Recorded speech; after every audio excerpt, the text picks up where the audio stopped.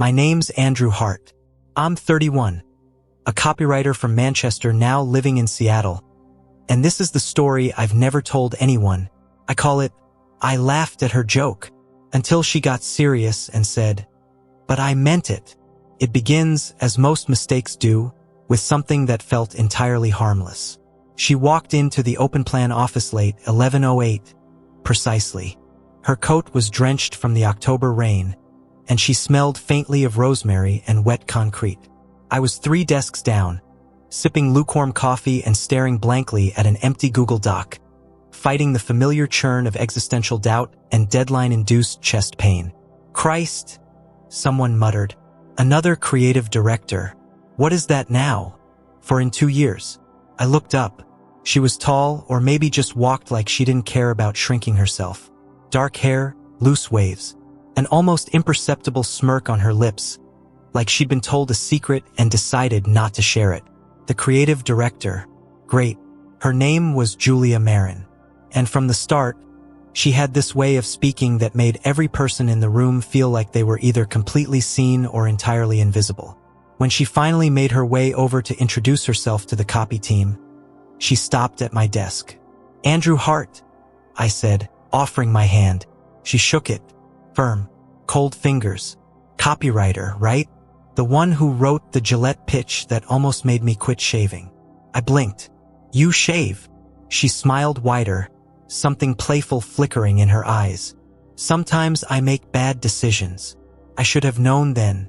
We didn't fall into romance immediately. No, it started with proximity. Shared jokes. Long Slack threads that veered off project talk into strange, hilarious tangents. A shared playlist. A look across the conference table when someone said something idiotic. She was sharp, emotionally elusive, and completely magnetic. She dropped these tiny confessions like breadcrumbs. A failed engagement. A mother with early-onset Alzheimer's. A tendency to run when things got too good. But she never said these things like she wanted pity. It was more like she wanted to see how I'd hold the truth. Would I cradle it gently or flinch? One night, after drinks to celebrate a product launch, she stood too close to me on the rooftop terrace of the bar. The city glittered behind her. She was tipsy or pretending to be.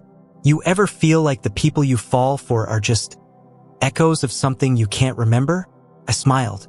Sounds like you've been reading my therapy notes. She laughed.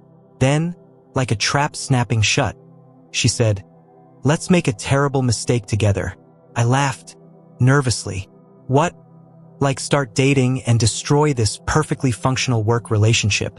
She leaned in, that half smile still haunting her lips. No, she whispered. I meant it. Here's the thing about boundaries. When they blur, they don't shout. They whisper. They slip. It started with meetings that ran late. Weekend coffees that turned into nights on her couch, sharing half-empty wine bottles and ghost stories. We never said the word relationship, that would make it real. Then she kissed me in the office. In the stairwell. It was pouring again, and she said, I only kiss people I shouldn't. I said, so I'm a mistake? She said, no, you're a problem. Still, I fell. Hard. She was chaos and calm, storm and sanctuary. My writing got better, sharper, more honest. But my nights were strange and uneven. I never quite knew which version of her I'd get. One week she'd show up at my flat with soup and old jazz records.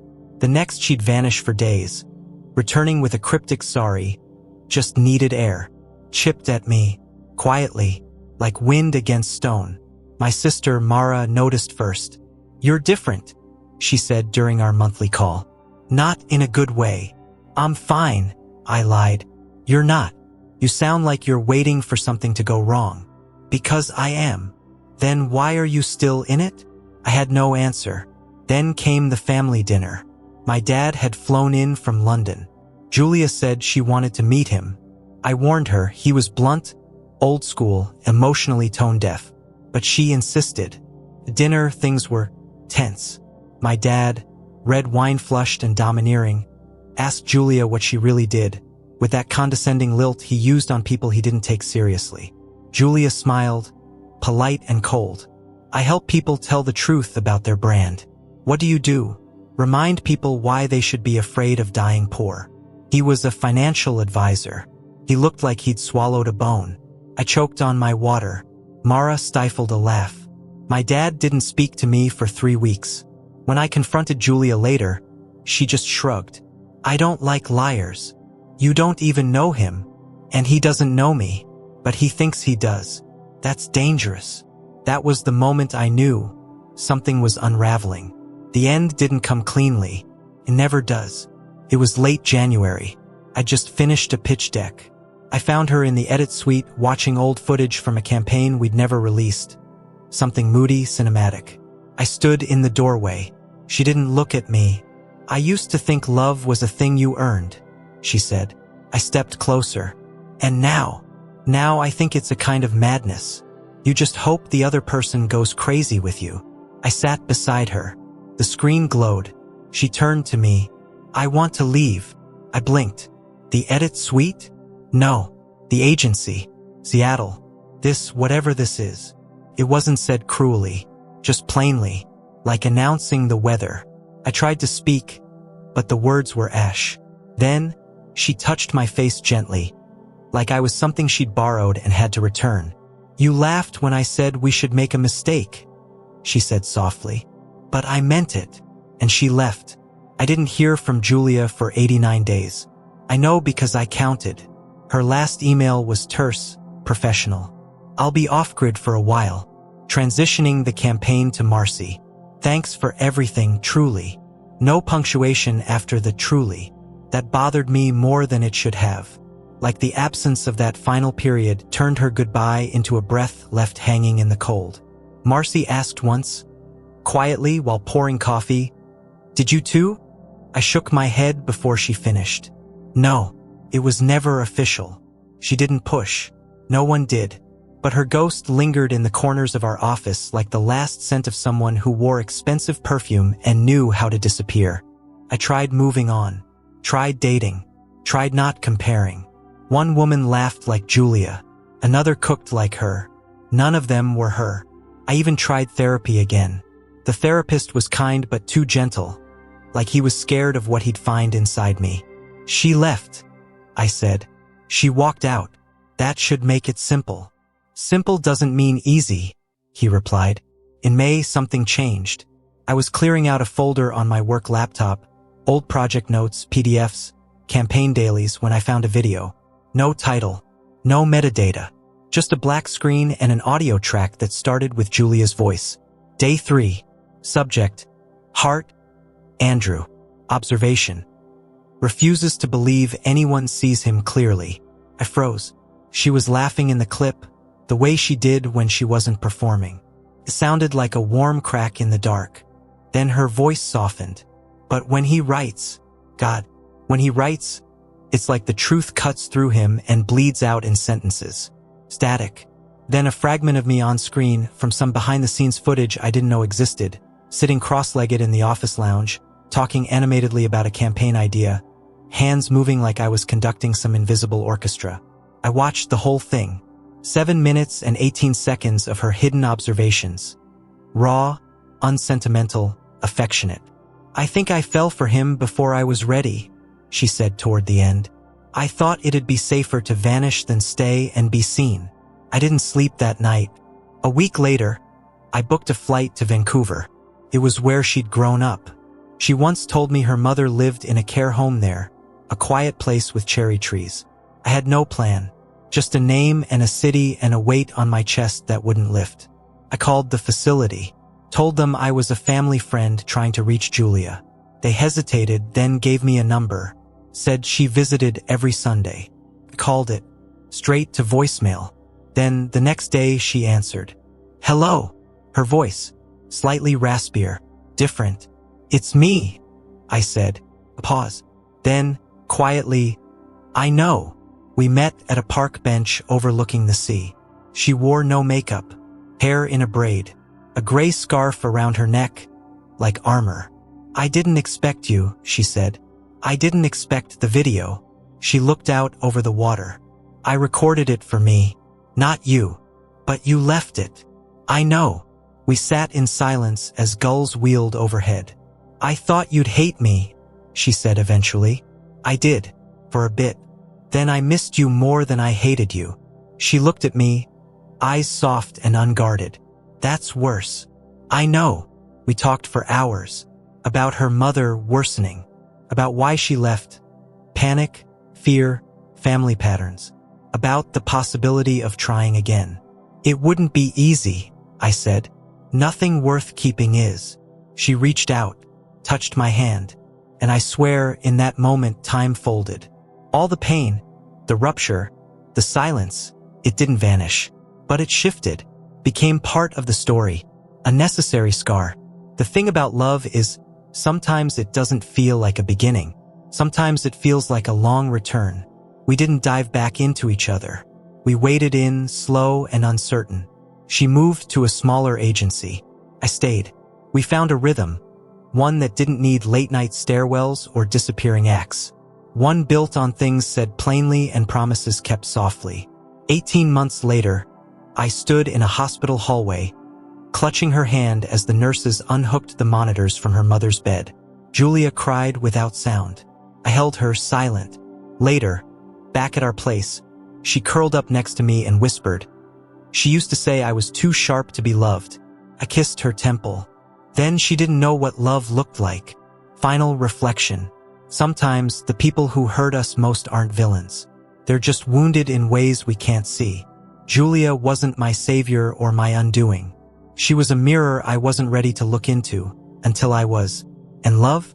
It's not the firework moment or the perfectly framed goodbye. It's what happens after, in the staying, in the truth, in the echo of a joke that lands too close to something real. I laughed when she said it. "Let's make a terrible mistake together." But she meant it. And somehow, against the odds, it turned into something beautiful. We never moved back to Manchester. The plan had been to, at least in theory. When her mother passed, she needed space from every place that reminded her of who she'd been expected to become. "You ever feel like your hometown holds your worst instincts hostage?" she asked once while we stood in line at a bakery. She was holding a coffee, wearing my sweater, squinting against the sun. "All the time," I said. "But I also think we carry our ghosts, even if we change the scenery." "Yeah," she said quietly. "I know. We bought a house on the north side of Seattle. Nothing fancy. One of those places where the floorboards creak at just the right frequency to make the silence feel less lonely.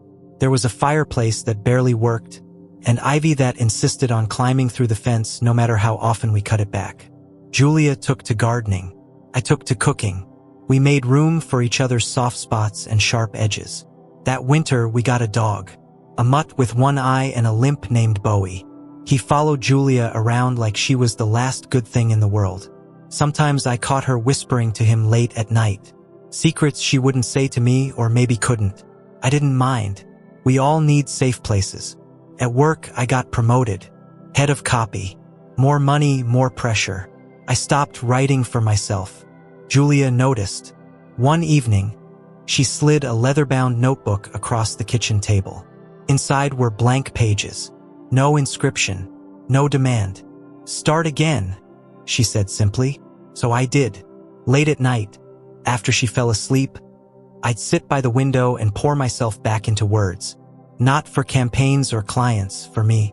For the part of me that used to ache for honesty. We had one fight that nearly broke us.